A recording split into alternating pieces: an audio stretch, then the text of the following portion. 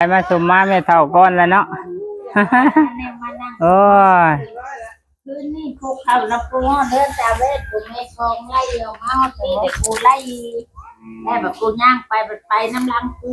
ไอ้ไม่คงไล่จะบอกไปน้ำลังเวลาแห่งมานั่งก้อนดิมาสิได้เนี่ยมันมัวว่าสมบ้านเขาไม่นั่งเลยเอาไม่กระตับใช่นั่งเลยอืมเด้อไม่เขาปีนี้ปี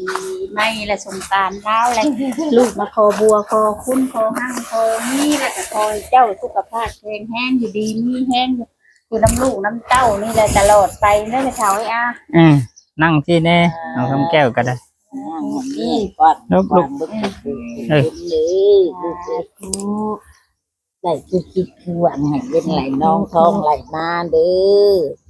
ดีแห้งประชุมกลุ่มยินปีนี้เป็นเจ้าปากเจ้าว้าเว้นไหลน้องทองไหลเข่าเด้อรับด้วยปีใหม่ได้เงินล้านเด้อไปนับปีเก่าเด้อที่มาลิงปีใหม่มาเลยขึ้นไหลน้องทองไหลน้ามันเงินมันโตสาธุแม่นแล้วสาธุหน้าเอ้ยขานี่บ้านนิ่งให้กว่านี้ให้กว่านี้ได้เก็บหอยตัวเสียหายเป็นวันนี้อันนี้ละดีกว่าเท่าเท่าเอ้ยคนเจ้าได้ลูกได้หลานเด้อ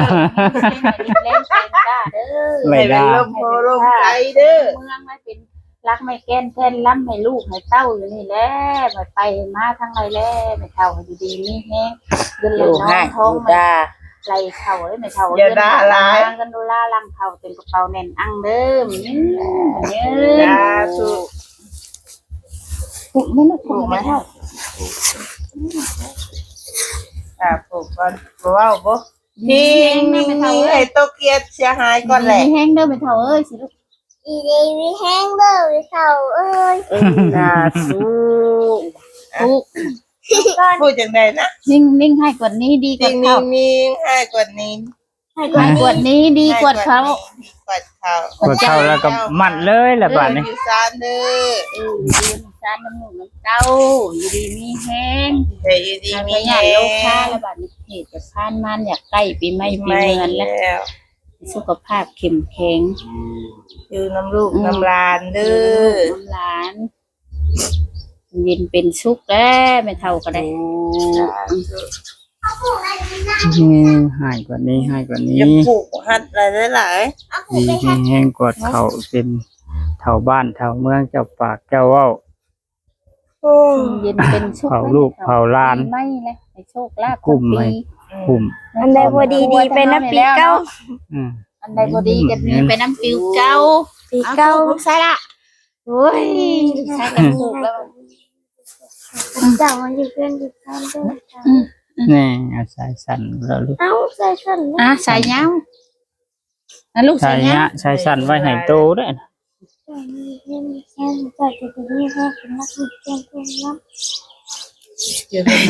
มันยืนร้านเขาขอขึ้นขอเก่าเขาไม่ได้ง่ายเด้อมาสิร้านตีนไม่เท่านี้ไม่เท่านะแกนเรื่องกูหูกูก็ใส่บุกแคนบุกคู่เดียวบ่เอามาได้ก่อนเอามานะใส่บุกแคนนั่นเลย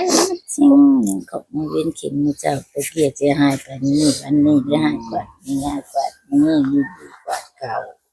ปันเจ้ามันอยู่เฮือนอยู่ซานไม่เกินเต็มลำนาย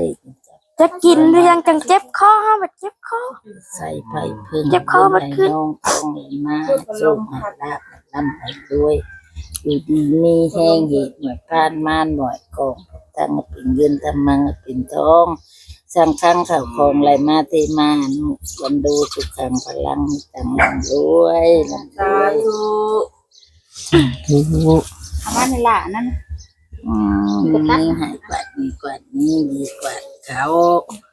อันเจ้ามันอยู่เฮือนอยู่ซานเด้อบอกร้อนชนง่ายเด้อเฮียนเก่งจริงหันได้เด้อลูกเนี่ยอยู่ดีมีแหงสาธุจับเอาแล้วอยากได้นะมันยืนยบแล้วก็แล้วกับลูก ลบแล้ว สาธุ ง่ายๆก็ดีกว่า อืม ดีกว่าเขาวันเจ้ามาอยู่เฮือนอยู่ซานนั่นแหละคนโตหอมกันไว้คนใส่คนมาคนควายคนอยู่ได้อยู่ดีมีแหงได้พึ่งพาอาศัยเป็นเจ้าป่าเจ้าว่าวป่าเป็นยางช้างเป็นน้ำสุกินให้ได้กินคือทองให้ได้ทองเจ้าจะมองปันเท่ากับเจ้าจืดเนี่ยนุ๊กนี่นุ๊กเนี่ยมากินเบิดละไปแล้วไม่ของแก้ว หลายบุญหลายรักษาไว้น่ะอย่ามันชื่อมาให้มันเช่าคืนนี้ได้ซั่น พันเจ้ามาเพื่อนอยู่ซานไปมาทางใดคือขึ้นให้ได้ขึ้นคือท้องให้ได้ท้องให้ตาตุมัดผากมาล้านดอนล้านดอนเด้อมันเงินทำไมล่ะ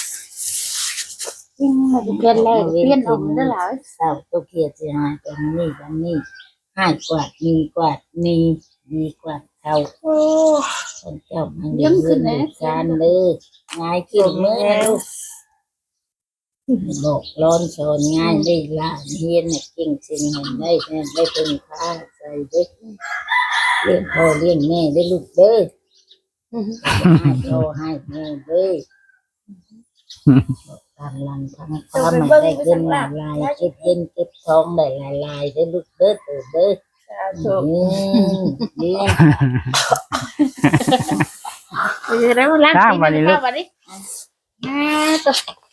ตัวหลังล้างก้อนนะอยู่ดีมีแห้งเขาเอ้ย กลายไปน้ำดี